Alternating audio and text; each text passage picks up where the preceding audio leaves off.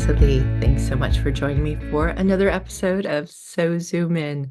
I love bringing you fascinating people. Today, I will be speaking with Dusty McGowan. He is an artist. He's also a psychotherapist, and he has Mobius syndrome. Nice to see you. Nice to see you. Thank you so much for joining me. How's it going today? So far, so good. How are you doing? Good. You're in New Mexico, right? Santa Fe, yes, ma'am. It's like an art capital of the world, isn't it? It is, it is. Yeah, it's nice. It's actually cold and rainy here today, so that's unusual. Oh, wow. Yeah, Okay. You Well, it is fall, right? it is, it is. Summer went by way too fast, that's for sure. I Well, agree. thank you so much for joining me. Now, what's so cool is we met on Instagram, and I was very much attracted to your comic strips. It has Okay. it has nice, dark, cynical comedy to it, which kind of seems to fit with the times right now. Thank Now, you for me. Yeah, you're also a psychotherapist. I am. You work with a lot of people who have a variety of issues, but you also have Mobius syndrome. Hmm. Did I say that right? Okay, You no. did. Now, I wasn't familiar with it until you brought it to my attention. Now, I'm familiar with, well, my daughter has mosaic Down syndrome, so there are all different kinds of things out there. And it's always so interesting that people are always so quick to judge. But regardless of whatever you have, you're still a person and you're still a creative. And I love that you're doing your comic strips and I love that you're putting yourself out there. But I have to ask, with the syndrome, you have no facial expressions, right? Your face is literally paralyzed. Is that correct? That's quite right. Yes, it is. And I feel like there's other channels for me to use to communicate. I mean, I have hopefully vocal expression. So I use that a lot, and I use a lot of hand gestures. And it's ironic because I talk to people all day, and I was so afraid when I first went into the field about just how this would be perceived. And it Mhm. turns out that it's not that big of a deal as long as I can show up and do my job. So that's the good news. Well, it sounds like for that goes for anything. You just have to show up, and that's what people have a hard time doing. But what made you decide to get into psychotherapy? I was always the person who people came to when they were having issues. Mhm. And it was even to such an extent that I would sit down with a total stranger on an airplane or something like that, and they would end up telling me their entire life story. And I did not see that as an asset at the time. But it is, to be able to have someone trusting you is an honor, in my opinion. So I feel like they always had that facility. I mean, the other thing to be honest about is I was not making my living as a writer, which is what I wanted to do. So it did seem like job stability, but I also say that I feel like I'm uniquely qualified. I've been through a lot of my own struggles. So I feel like the upside of that is that I have a lot of compassion, and I feel like my clients sense that right away. I hope. Well, compassion is definitely something lacking in society right now, and that's something we always need more of. So, but let's get to your writing. Do you currently have books published right now? I have a book of short stories on Amazon, and I meant to send you a link, but yeah, if you go to Amazon and just put in Dusty McGowan, it pops up right away. So You have. So I found three books on there. I just want to make sure it was you. there's actually another Dusty McGowan, believe it Oh, or is not. there? So yeah, the book of short stories is mine. The Devil is Alive and Well and Living in Detroit. Yeah.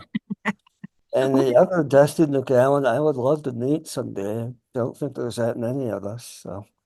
Well, so your short stories, what inspired that? A lot of those short stories in that book specifically, I wrote when I was going to grad school. And the grad school I went to, I guess I can shout it out, Southwestern College. you go through your own very intense kind of therapy process in order to be trained to see people. So a lot of those short stories came directly out of that and were also based on dreams I had or just different psychological issues I was struggling with. But I always aspire to make people laugh. So if nothing else, I hope they're funny. Well, is that why you started writing your comic strip? That's I think I did, and I think I also deal with a lot of darkness in my day job, and it was a way of kind of having an outlet to process some of that. right.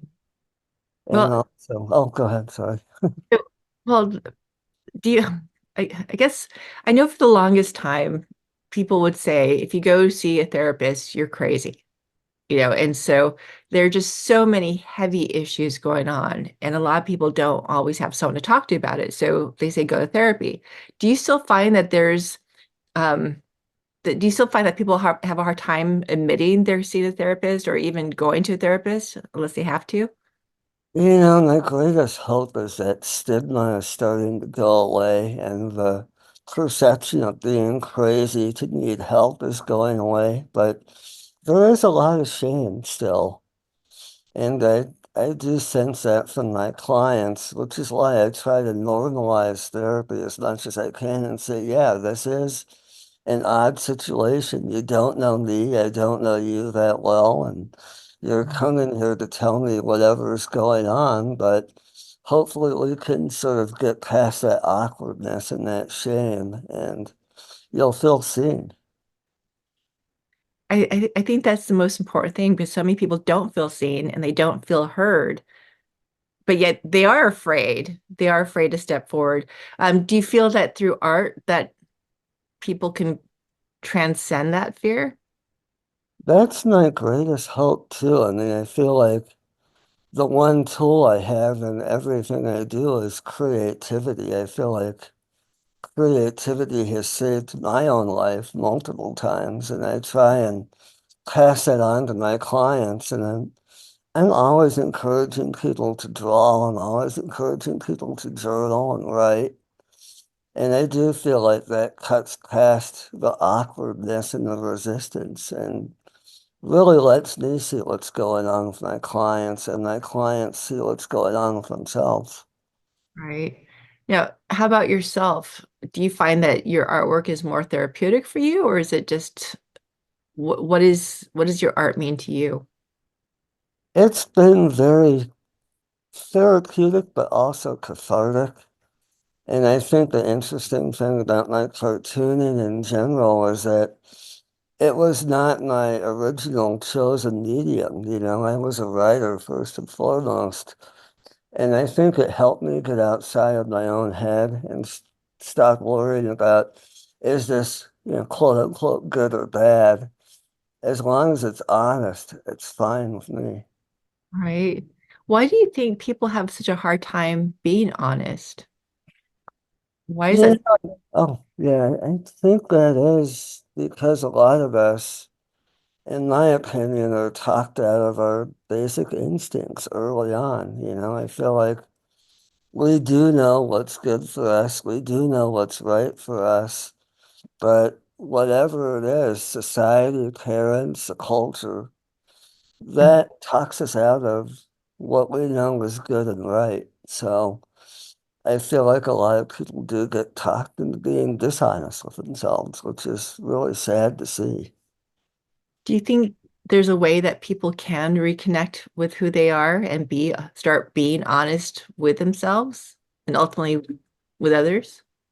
I think authenticity, I think if we strive to be authentic, not just with ourselves, but with each other, I think a lot of that stigma will go away. And that's what I aspire to as a therapist, especially is like good, bad, or indifferent, just come in and be honest and you will not be judged. And I feel like judgment is another obstacle that, as you said, we all deal with. And a Right. lot of feel like judgment is really up here in our own heads too, because we're judging ourselves all the time. Right. Yeah. Well, do you find that right now during this political season that people are a lot more on edge than they have been before, or do you think it doesn't really make a difference? I can't even tell you how many therapy sessions I've done about the current political environment because people are terrified. Yeah. They really are. And hostility, that's the other thing that I see in droves with, out in the culture and in my office is that politics makes us hostile, unfortunately. Yeah. Yeah. Well, what's so crazy about that is what can we really do about what's happening?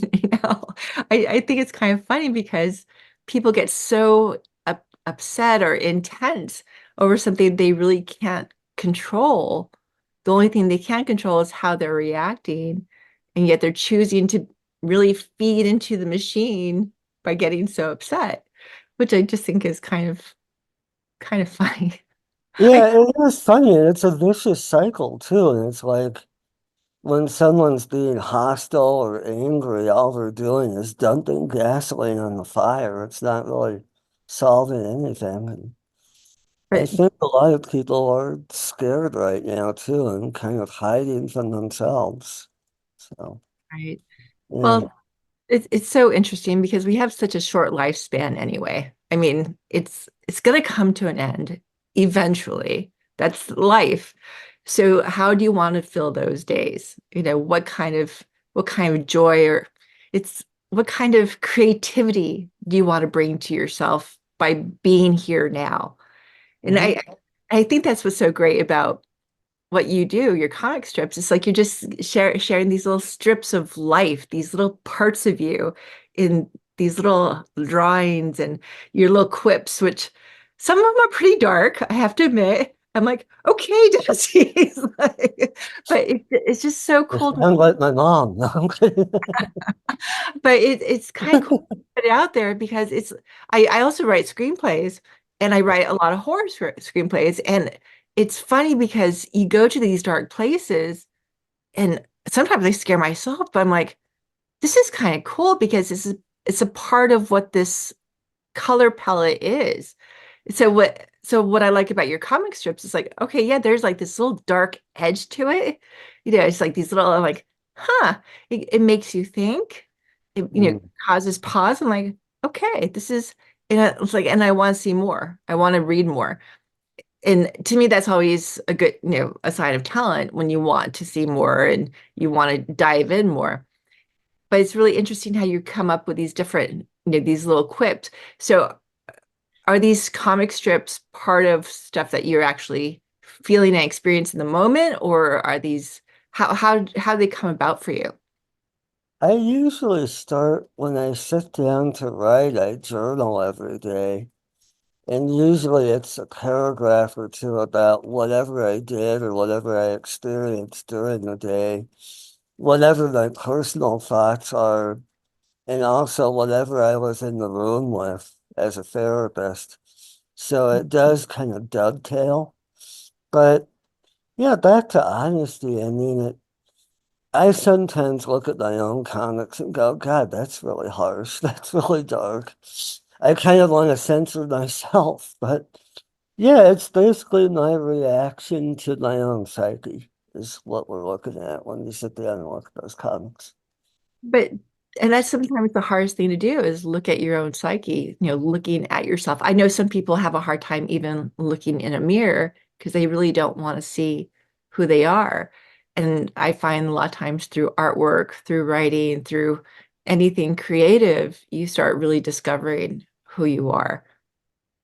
And that's definitely my goal, which is why I sometimes look at my own work and go, God, do I actually think that? Is that actually what goes on in my head? But, I also can't dilute it or censor it. And yeah, honesty is always key. So a lot of those thoughts and feelings I have definitely had, just not all the time every day, thankfully. So, roughly how many patients do you see a day? That can be anywhere from 5 to 7 or 8 to even 10, Oh, which wow. I don't recommend.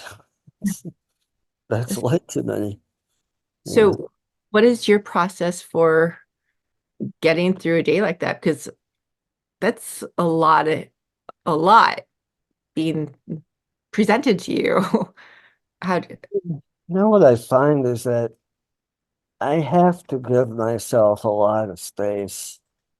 So I'll go in at 7:30 when my day starts at 8, and I'll take that entire half an hour drawing or meditating or doing something else. And then at the end of the session, I have to find a way to let it go, however I do that. Mhm. Physical movement helps a lot. If I get up and jump around, that helps. Mhm. But yeah, it's taught me how to be delicate with myself, which is a skill that I didn't always have.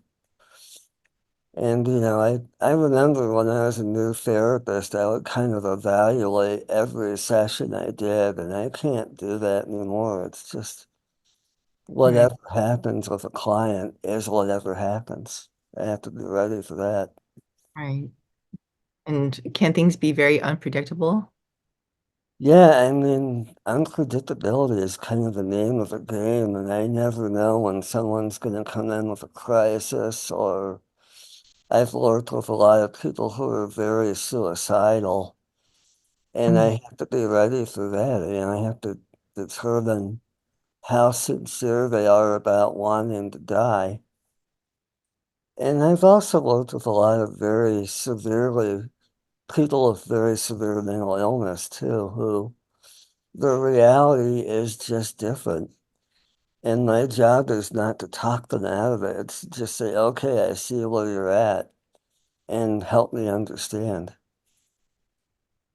Well, do any cases ever stand out to you that just kind of stay with you? Definitely, I mean, there's been times where I've heard really intense trauma stories that are difficult to get out of my head. One of the cartoons I want to draw that I haven't drawn yet, it's basically me as this giant pinata with all these trauma stories inside of me.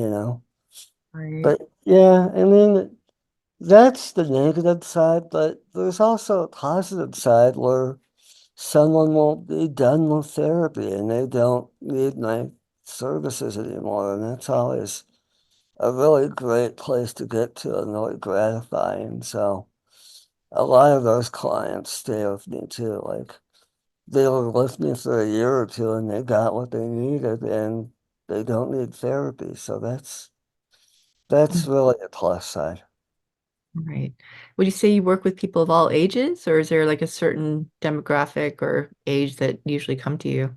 I started off with children and adolescents and family therapy, and I did eventually switch to adults. So, in terms of who I see now, there's a lot of personality disorders, a lot of addiction, just a lot of suicidality, as I said. But I think my youngest client right now is about 20, and my oldest is about 82. Oh, wow. So yeah, I have the whole age range.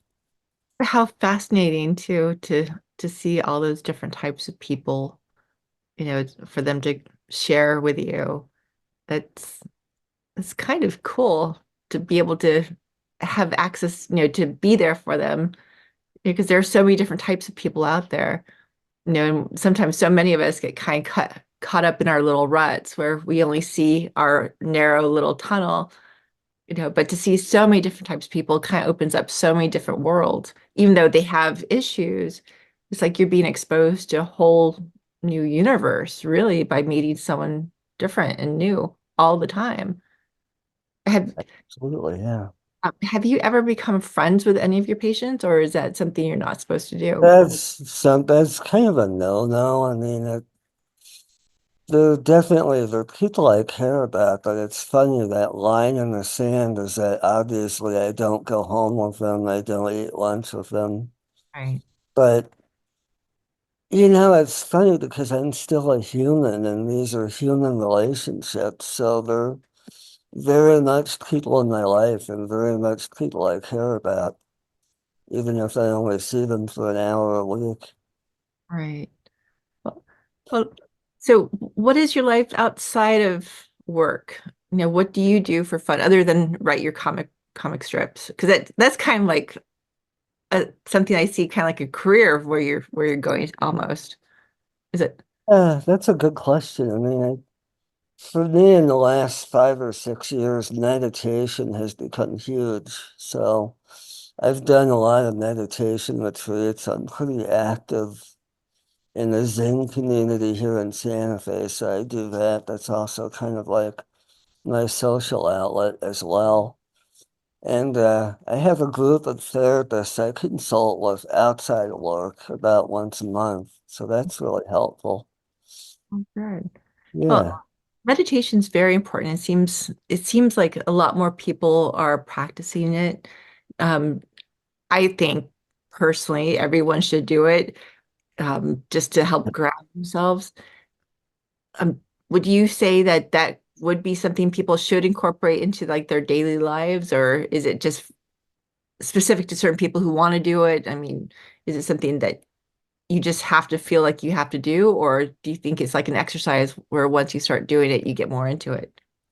it's definitely like an exercise, and that's part of what I do as a therapist is basically sell people on meditation by talking about the health benefits. There's less stress. Physiologically, it's really helpful. It lowers your blood pressure. It kind of gives you more mental resilience. So I'm a big proponent of it. Yeah, I agree. I do think even if someone sits down to do it 1 to 5 minutes a day, there's always a change that I see with the people I work with and obviously with myself too. Nice. Yeah, So, do you think you would want to write a book again? I would love to. I would love to. I haven't talked about this at all to anyone, but I have part of a novel written, but I've avoided trying to write about myself, so the character is now called Dusty and is now a therapist. It's Right. basically at the same job I started out with. So, yeah, that's kind of my project that I'm keeping somewhat secret, but now it's out in the open. So All right. Well, is it something you hope to have done like within the next year, or is it just going to be an ongoing process? I think it's an ongoing process at this point. I could show you a draft, but it's a total mess right now and a lot of notes and false starts. So that's where I'm at. Well, how about your comic book strips? What would you like to your how you like to go about with that? Is that something you want to publish or I would love to, and I would love to have, first of all, like a collection of my favorites, and then I would eventually love to write an entire graphic novel that's kind of on the list of things to do, maybe a bucket list kind of thing. nice? Yeah, Well, to stay in that creative flow. yeah, definitely. I think Yeah. that's cool. Well, so do you feel that having your label of Mobius syndrome has limited you in any way? Or do you feel that you've been able to live the life you've wanted to live? It depends on the day you ask. Yes and no. Yeah, I feel like, has it been a deterrent to doing some things I want to do? Possibly. I'm always trying to reframe it for myself as what was a gift, like what Right. did I learn from this? Right. That's the hardest thing to do. It's just like, okay, because it's so easy to get caught up in being angry about it. At least that's what I've seen and I've Mhm. experienced. But to really see, and I think that goes back to being grounded and knowing who you are and allowing yourself to be who you are. So I think it's wonderful that you are creative, that you write, that you have your comic books, and that you put yourself out there. And I'm so glad you and I had a chance to meet on Instagram. So thank you for that. And thank you for following me and inviting me on the show. Appreciate it. Great. I think, I want to see great things happening for you. So I think the comic books would make a great graphic novel. And if you decide to go even further with that, it's like, who knows, maybe an animated series because of it. You never know. You never, Well, if you have any connections in that world, let me know. well, it's all a process, right? Yeah, Well, it is. It is. well, Mm. thank you so very much, Dusty, for your time. I really appreciate it. Yeah, this is an honor. Thank you, Sophia.